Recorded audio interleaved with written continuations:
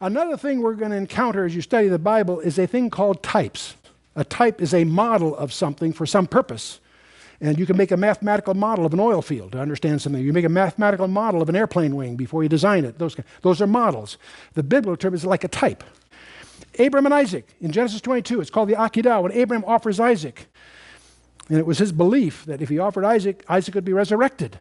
Hebrews 11, verse 19 emphasized. So that whole study of Genesis 22, it's the classic example of what's called in the literature a type. Abraham is a type of a father, Isaac the son. The whole model is the father offering his son as for an offering for sin. Another type is often pointed to as Nebuchadnezzar's image in Daniel chapter 3. The king of the known world makes an image and forces people under penalty of death to worship him.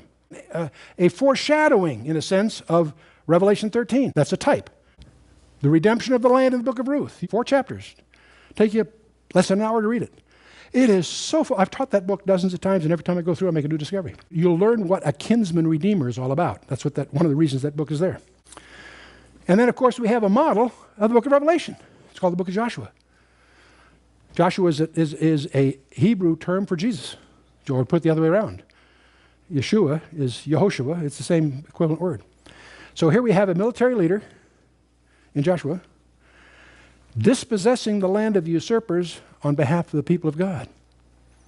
And he does that by sending in first 2 spies, 2 witnesses. And those 2 witnesses get Rahab saved, right?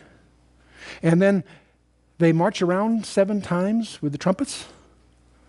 And then they end up fighting an alliance of these 7 kings under Adonai-Zedek, who calls himself the Lord of Righteousness. And he gets defeated by signs of the sun and the moon. And the kings that get defeated say, hide in caves, rocks fall on us. The more you read Joshua, you'll discover it's structurally a model of the book of Revelation in advance. So in a sense, it's a type also. And we could go on, the Tabernacle. Boy, you want to do a serious study of in the book of Exodus of the Tabernacle. Every detail, every dimension, every material points to Jesus Christ. It rested on silver sockets. Silver's it rests on its blood. Silver's a symbol of blood. And the more you know about the Levitical idioms there, the more you'll see that every detail points to Jesus Christ. When you're outside, you see nothing but the white linen. All you see is righteousness. And there's only one door. Anybody that goes other than through that door is a thief and a robber. And the first thing you come to is the brazen altar, sacrifice first, then the washing. And then you go into the holy place. And as you go into every detail speaks of Jesus Christ. Jesus Christ makes an I am statement for all 7 pieces of furniture in that tabernacle.